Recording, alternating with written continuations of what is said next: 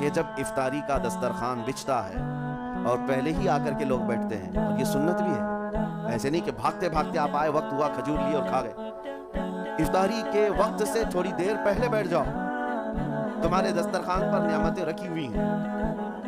پھل بھی ہیں، میوہ جات بھی ہیں، کچھ کھانے پینے کی چیزیں بھی ہیں، ٹھنڈا شربت بھی ہے، دیکھتے ہوئے بیٹھے ہیں آپ، لیکن ہاتھ نہیں لگاتے۔ انتظار ہے وقت کا کہ ادھر سورج کے غروب ہونا ہے اور میری افطار ہونی ہے، اعلان سنتے ہیں، اذان سنتے ہیں، اس کے بعد آپ اٹھاتے ہیں، لیکن اتنی دیر تک آپ خاموش بیٹھے ہیں دسترخوان کے بعد، سارے لوگ دیکھتے رہتے ہیں۔ یہ وہ منظر ہے جس کو فرمایا گیا رب ذوالجلال بھی اپنے بندوں کو دیکھ رہا، رب تبارک و تعالیٰ بھی دیکھ رہا ہے اپنے بندوں کو،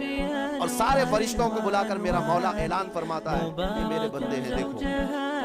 یہ شام کا وقت ہے، ان کے حلق سوکھ چکے ہیں، ان کے پیٹ میں بھوک کی شدت ہے اور ان کے سامنے اچھی نعمتیں پڑی ہوئی ہیں۔ اے فرشتوں دیکھو میرے ان بندوں میں سے کوئی بھی ان نعمتوں کو ہاتھ نہیں لگاتا، یہ صرف اور صرف میرے لیے بھوکے اور پیاسے ہیں۔ اور فرشتوں سے اللہ فرماتا ہے تم گواہ ہو جاؤ، ان کی حلق تر ہونے سے پہلے ان کے لیے میں نے جنت لکھ دیا۔ اسی لیے حدیث پاک میں ہے جب افطار کرتے میرے آقا صلی اللہ علیہ وسلم یوں ارشاد فرماتے ذهب الظمأ وابتلت العروق وثبت الاجر انشاءاللہ، پیاس بجھ گئی، رگیں ٹھنڈی ہو گئی اور اجر اللہ کے ہاں پکا ہو گیا۔ یہ حضور پاک ہر افطار میں عرض کرتے تھے۔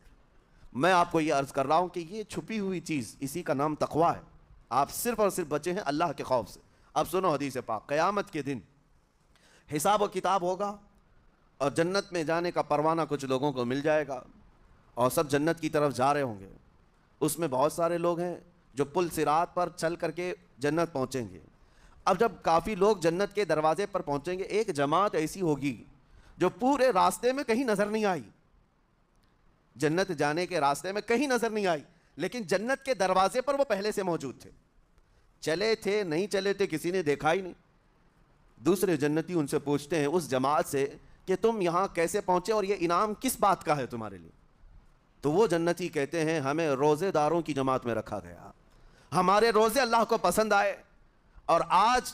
رب تبارک و تعالیٰ کا حکم ہوا کہ ساری دنیا سے چھپ کر تم میرے لیے روزہ رکھتے تھے، دنیا کو پتہ نہیں تھا تم بھوکے ہو پیاسے ہو،